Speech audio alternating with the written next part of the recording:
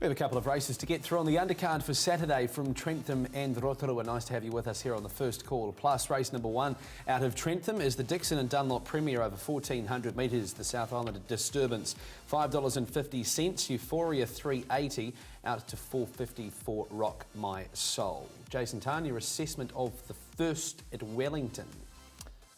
Euphoria, $3.80, should be able to get a position close to the speed. Sugar Rush will be looking for the cuddle, I'd say. She's in that with Jonathan Park's book, so unlikely to start in the first race. The Bandito, to me, Aidan, looks like he'll get a rather uncontested lead, and he's proven to be pretty hard to run down when allowed those circumstances. Yeah, he sure has. I'm concerned about his win strike rate. He's only won 2 from 30, which suggests he's not that genuine, but you're right, he does look to be on speed, and he should be really competitive here. He's placed in 6 of 8 at Trentham as well. Have a look at the speed map for you here, and it does show that, in fact, we're not going to have that speed map. So the Bandito going forward. I had Pinsrad on the outside with Sugar Rush actually coming out, so Rock My Soul getting something of a trail. Now, I did say on the first call earlier on that Rock My Soul had run a sub 33. I know that's on the TAB website. On the NZTR website, I've gone back and had a look. She's 3 back the fence. He was. So there's just no chance at all he's run that time. So that's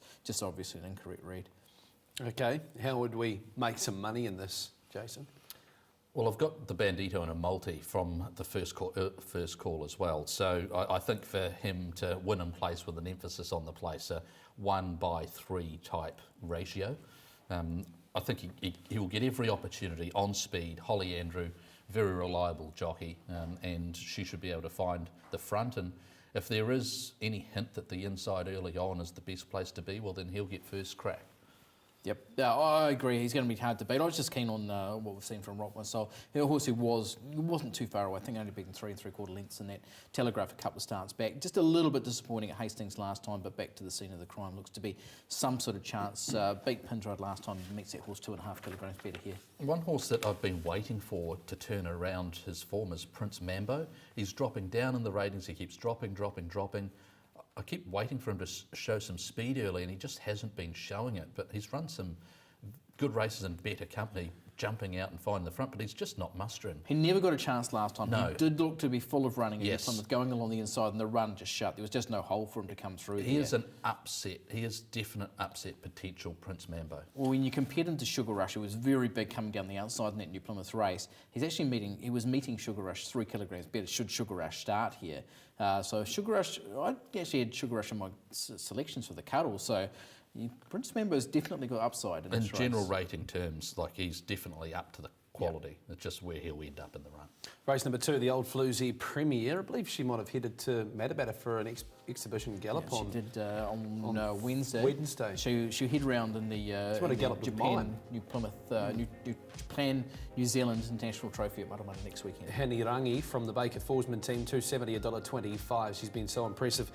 Her last couple of runs since resuming to the races. Look, she's only had 2 runs since the middle of December, so on the fresh side, she obviously races well.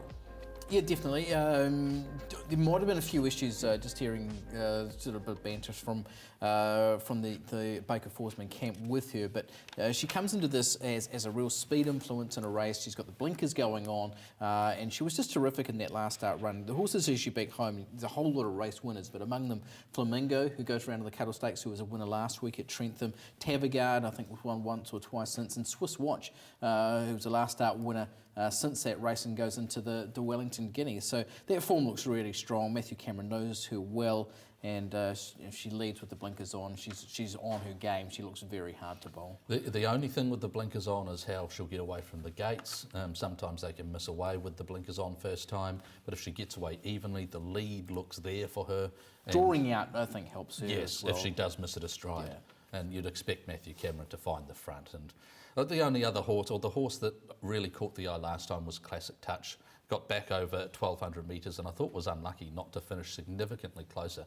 I don't think she would have beaten Paddy Burke, but you know, if she'd gotten to the clear as Paddy Burke had got into the clear last start, maybe she could have run close. But she's in good form, and she maps to get a nice run. So she'll be among them for me, but Hinarangi on top as well. Okay, markets out for Rotorua also, and we're going to take you to race number 4 on the card here.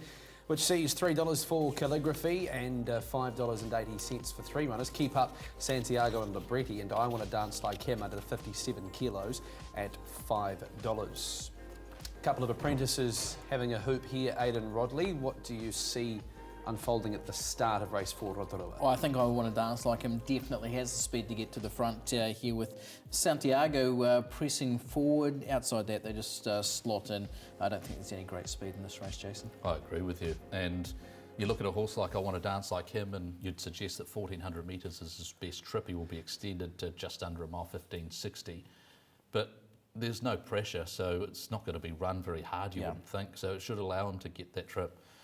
So he's got to be a contender. You've got Calligraphy there that you can forgive for her last start performance at Tauhara Nico in a race that wasn't run with much speed. Got into a really awkward position, just couldn't get into the race. Yeah. So prior form was strong. So those are the leading contenders. Third time lucky, second up as well.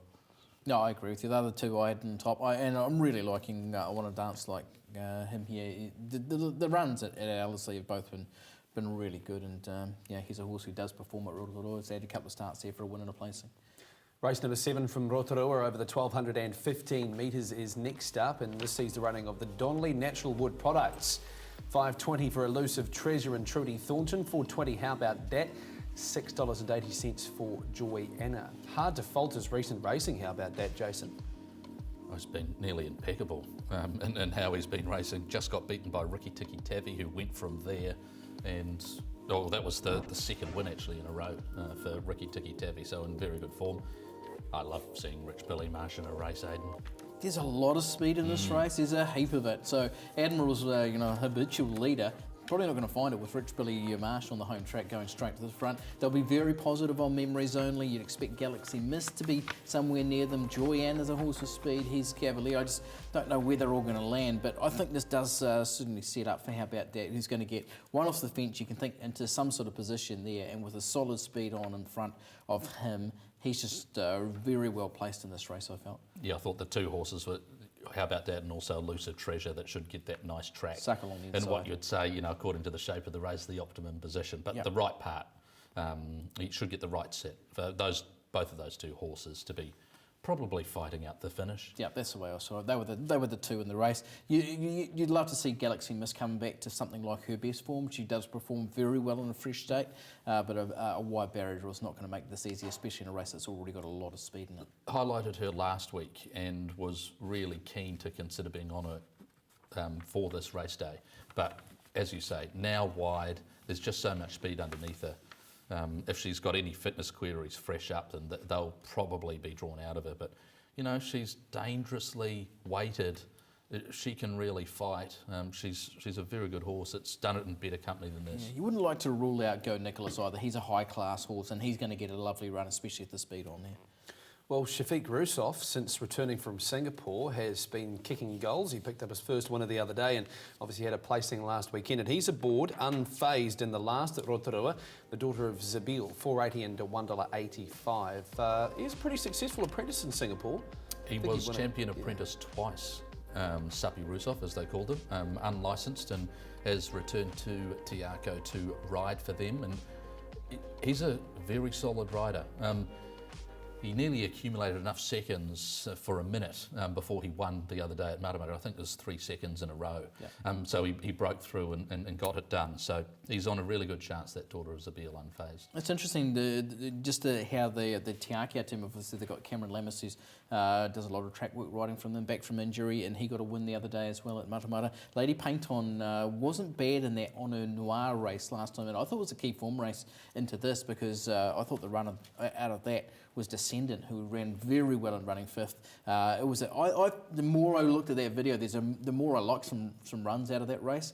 I think it's going to be a decent form guide going forward, and I don't think you could rule out too many runs, even going back into probably back to third last even. So I found Descendant on top ahead of Lady Painton, who was favouring of the two Tiakau runners. Stacey M was pretty good at Matamata that day too. Yes, she was.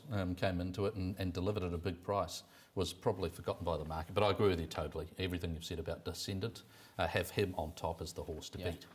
Okay, Jason Tan, Aidan Rodley, thanks for your time here on the First Call Plus. Happy punting over the weekend.